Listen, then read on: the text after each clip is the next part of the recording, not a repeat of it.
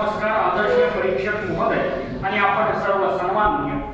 ज्या प्रभू पांडुरंगाच्या नगरीतून आलो त्या प्रभू पांडुरंगाच्या चरणी नतमस्तक होतो आणि माझ्या विषयाला सुरुवात करतो. समाज माध्यम म्हणजे सोशल मीडिया. सोशल मीडिया हा शब्द कानावर पडताच आपल्या डोळ्यासमोर कित्येक चित्र उभी राहायला सुरुवात होते. Facebook, Instagram, WhatsApp, Twitter, YouTube ही सर्व सोशल मीडियाची माध्यमं आपल्या डोळ्यासमोर येऊन जातात.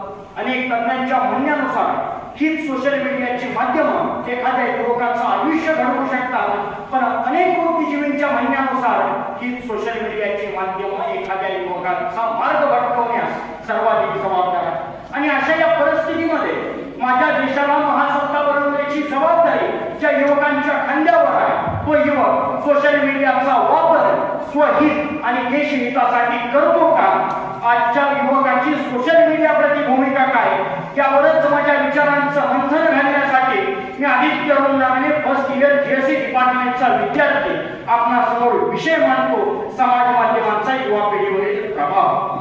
खरं तर विषयाला सुरुवात करत असताना मला विषयाची काही टप्प्यांमध्ये मांडणी करणं गरजेचं वाटतं. आजच्या पहिला मुद्दा आजच्या युवकांची सोशल मीडिया प्रति सकारात्मक बाजू, आजच्या युवकांची सोशल मीडियाबाबत नकारात्मक बाजू आणि सोशल मीडियाचा आजच्या युवकांनी योग्य वापर करावा यासाठी केल्या जाणाऱ्या उपाययोजना.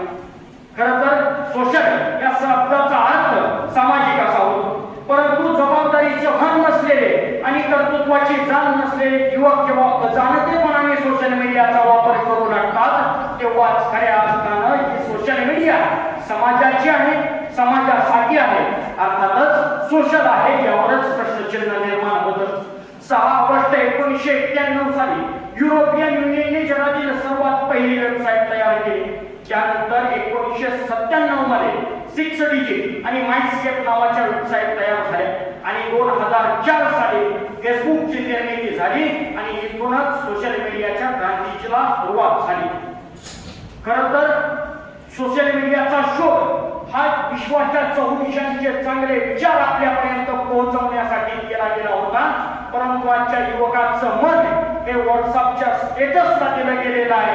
आजच्या युवकाचं मस्तक हे इंस्टाग्राम मेसेंजरचं हस्तक होऊन मुलींच्या फेक अकाउंटमध्ये चॅटिंग करण्यामध्ये नतमस्तक झालेला आहे. आणि आजच्या युवकांचा मेंदू हा सणांसारखा भोंदू झाला आहे जो अश्लील साइट्स पाहण्याशिवाय इतर काहीच करत नाही. आणि आम्ही म्हणतो आजच्या युवकाचं मन, मस्तक आणि मेंदू सशक्त.